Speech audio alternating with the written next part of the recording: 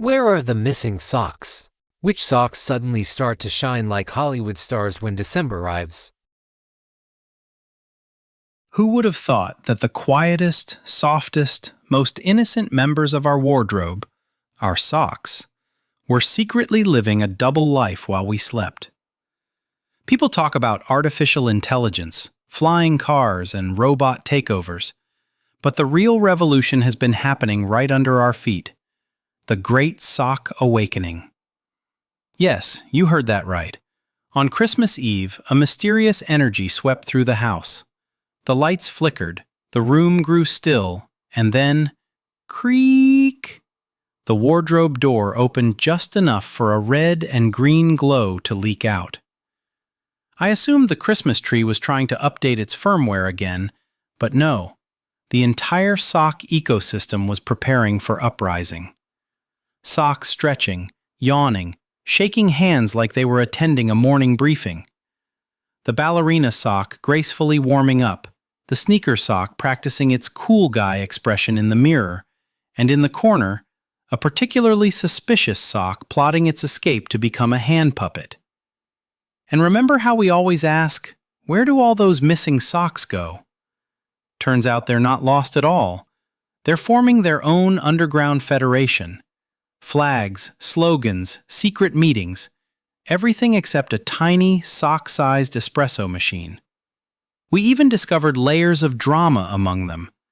The Christmas sock with overwhelming celebrity aspirations, the ballerina sock's tragic fall from grace, the wannabe puppet sock's rise to stardom, and the rebels of the lost sock dimension planning a full-scale revolution. Meanwhile, we're tossing them in the washing machine like amateurs, shocked every time one returns alone. But tonight, everything changes.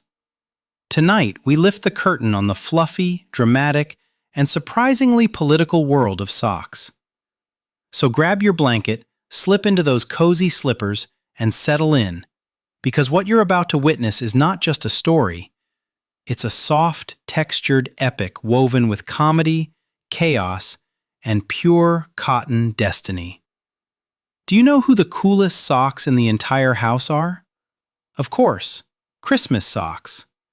Most of the year they sit in a forgotten corner, ignored, neglected, and collecting enough dust to qualify as retired library books.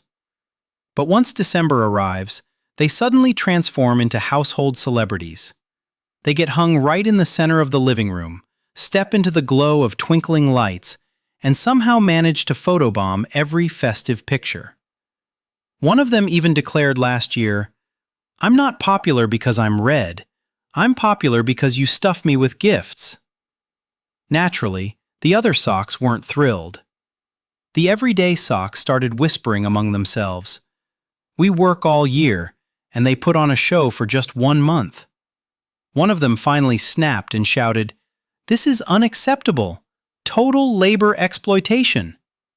And so, the very first sock union was formed. Then there's the ballet sock. That one is an entirely separate drama. It walks around acting like the center of the universe, saying, "I'm delicate, I'm elegant. Not everyone is worthy of wearing me." The other socks once caught it practicing. It spun and twirled for hours, until it finally lost balance and fell straight into the laundry basket. Panic erupted instantly. "Get me out of here! My fabric isn't cotton, it's art!" Ballet sock, the drama queen. The sneaker sock peeked over the edge and muttered, "Life begins where you fall, but that spot smells terrible." No one helped the ballet sock. Humiliated, it stopped speaking to everyone. Instead, it spent its days staring deeply into the wardrobe mirror, admiring itself like a misunderstood artist. Then one day, a sock went missing from the drawer. Everyone assumed it was another victim of the washing machine vortex. But the truth was far more dramatic. This sock had grown tired of being worn every single day. "This cannot be my destiny," it once screamed. So it staged its great escape. With a pair of scissors, some thread, and 2 buttons, it transformed itself into a puppet. From that day on, it no longer served feet, only cameras. The youngest child in the house slipped it onto a hand to film YouTube shorts, and just like that, the puppet sock became a rising star. At one point, it even bragged to the others, "I've secured my place in show business. You're still fighting foot odor." The other socks were furious, though they begrudgingly admitted it was funny. But where were all the missing socks going? With every load of laundry, another one vanished. The remaining single socks were traumatized. Just the other day, the blue-striped sock was sobbing uncontrollably. "I lost my partner. I can't be sold alone. I'm incomplete."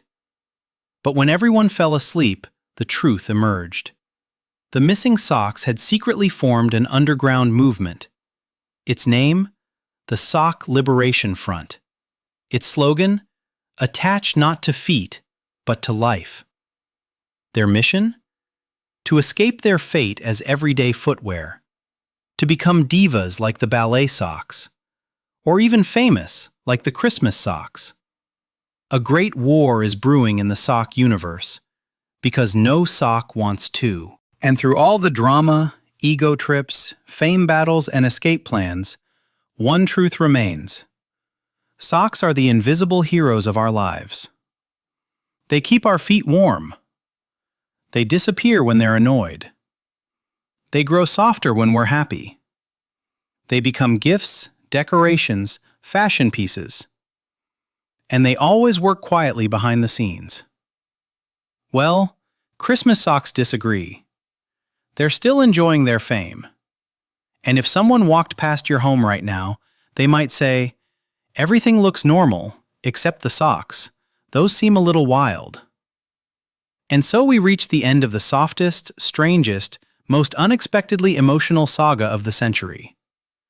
From the Christmas sock's over-the-top quest for fame, to the ballerina sock's elegant downfall, to the puppet sock's influencer-level rise, all the way to the rebellious Federation of Lost Socks, this story has revealed one undeniable truth.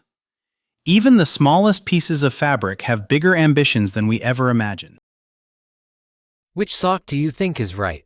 The fame of Christmas socks, the ego of the ballerina sock, the freedom of the puppet sock, or the rebellion of the lost socks?